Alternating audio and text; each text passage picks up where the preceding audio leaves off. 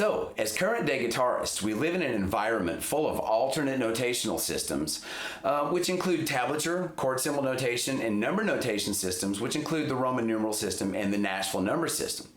Now, each of these systems allows non-reading guitarists the ability to effectively communicate harmonic and melodic information without having to read standard musical notation. Wow, that's great. No messy, boring lessons needed anymore. But wait a second, there's something that's missing.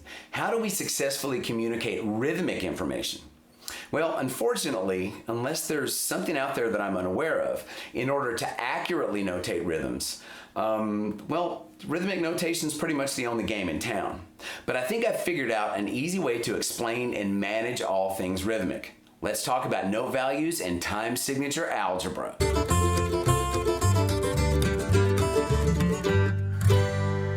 Now, our very first step is to identify or define the different layers and quantities and values of rhythm.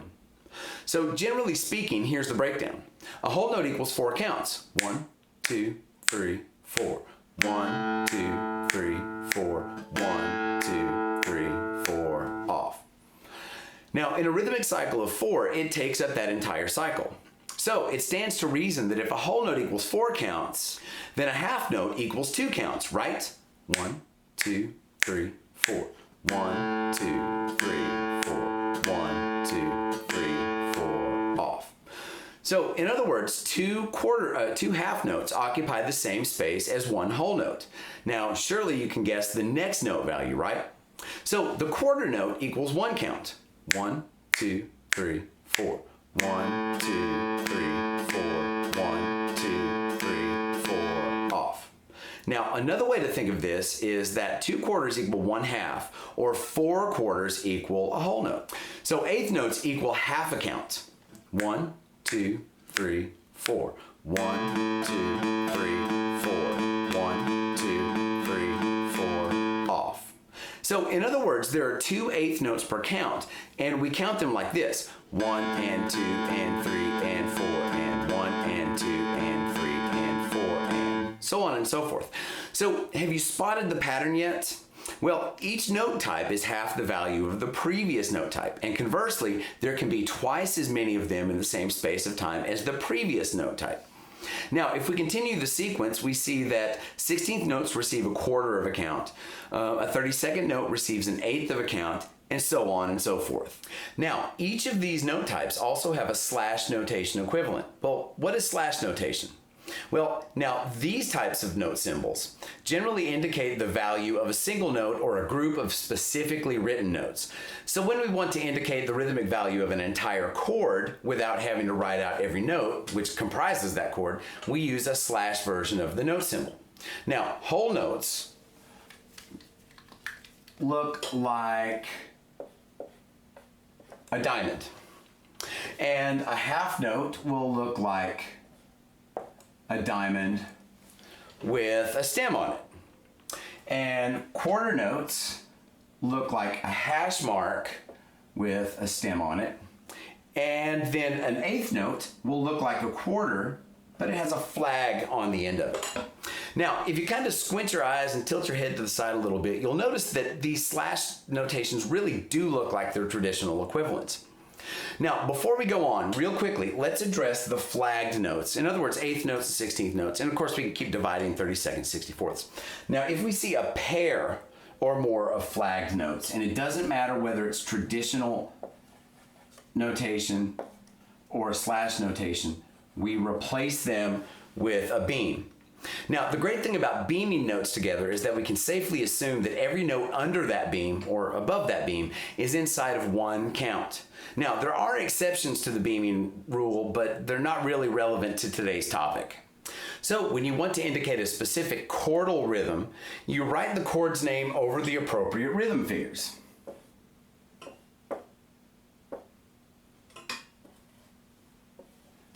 And this just tells us that we play a half note on a C chord, a quarter note each on an F and a G, and then we end on a C chord whole note. And there's one more thing to consider. The slash with no stem is most commonly used as a quarter note. And you know, in a future video, I'll use some slash notation as a tool for deciphering and mapping more complex rhythmic ideas. So let's shift gears a little and talk about measures. Well, measures are simply the rhythmic cycles, which I used a little earlier to demonstrate each note value. And they're called, in musical terminology, measures. In other words, we use these groups to measure a set number of counts, which will cycle through and into the next measure unless the value of that following cycle changes. So, how do we identify and understand what a measure is? Well, we use bar lines, and there are several types. And number one is the garden variety bar line. And all it does is divide the steady stream of counts or beats into bite-sized chunks. And those bite-sized chunks happen to be the measures, by the way. We can also have a double bar line, which also divides beats into bite-sized chunks, but it also indicates the end of a section of music.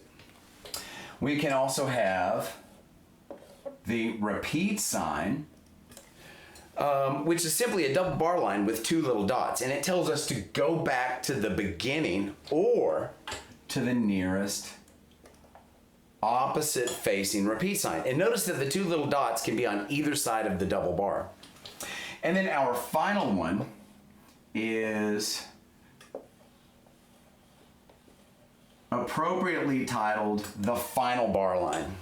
And notice it's a double bar line with a heavier line on the right. And that heavy line tells us that we're at the end of a song. So if we want a good idea of what this all looks like in the real world, here's an example of a chord progression which uses all of the bar line types and a variety of slash rhythms. Now, I'm gonna have to look at this and read it because I just wrote this out. This isn't a song that I wrote or anything, or a specific song that really exists in reality.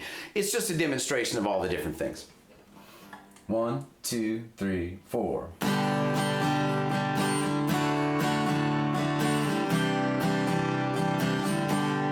gonna repeat now.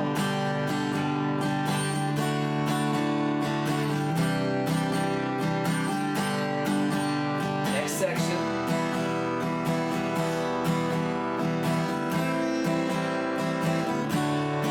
Next section.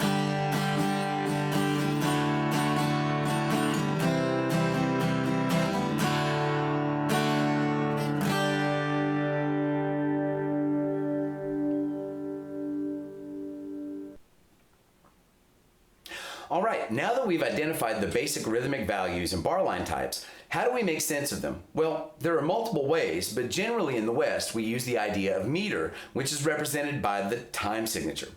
And all the time signature is a numerical value which assigns a number of counts or beats and note types to a measure or measures. In other words, it's a matrix or a grid of reliably repeating cycles of beats. Again, what we call the meter. So what does it look like? Well, as we can see, it looks like a fraction, sort of. The top number tells us the number of beats in a measure, 4, and the bottom number tells us the type of count or the type of note, which gets 1 count. So I'm sure some of you out there are thinking, but wait, you said a quarter note equals 1 count. Well, in general, you're correct, but there are exceptions, and we'll deal with those in another video. But let's just go back into this and decode exactly what this means. So we've already said that the top number tells us there are 4 counts in each measure, right? That's a piece of cake. And the bottom number tells us that a quarter note occupies each of these counts. So again, I probably hear some of you out there saying, well, wait a minute, shouldn't a whole note get the beat? After all, the bottom number is a 4, and a whole note gets 4 counts, right?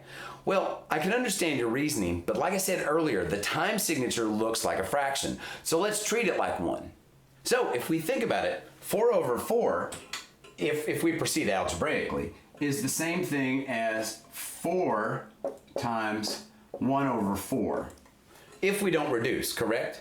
So what this is telling us, the whole number, is simply telling us that we have 3 notes in this measure. 1, 2, 3, 4, 1, 2, 3, 4, and that each of those counts is occupied by a quarter note. Again, 1, 2, 3, 4, 1, 2, 3, 4. Now, by the way, if we do reduce, we get a note value of 1, which takes up the entire measure of 4 counts. In other words, 1 note takes up those 4 counts, a whole note. It's kind of spooky, huh?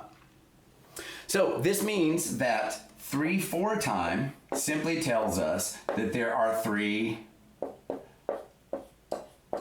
quarter notes in a measure. 1, 2, 3, 1, 2, 3.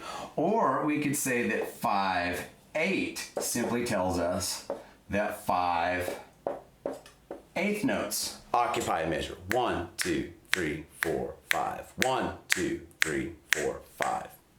Now, the most common time signatures you're likely to encounter, and we'll deal with all of these at some point, will be 4/4, which we've already discussed, and it's also known as common time, and it can be indicated with just a large C. 3/4 time, which is usually known as waltz time. We also have 2/4 time, which is march time, and then we have 6/8, which is a mess and has its own particular sets of issues. And again, we'll deal with that later. Now, learning to strum rhythmically and fluidly through each of these meters is essential to becoming a well-rounded and an employable guitarist.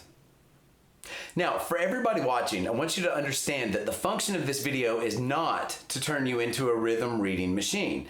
These are simply the basic concepts. But you know, with a little bit of work, you should be able to begin deciphering and executing written rhythms fairly quickly and proficiently. And to help you attain that goal, here are some rhythmic studies to help you get started. Feel free to copy these rhythms down so you can work on them at your leisure. And then in a couple of weeks, meet me back here for a supplemental video where we'll break down each of these rhythmic studies and you'll be able to check your progress.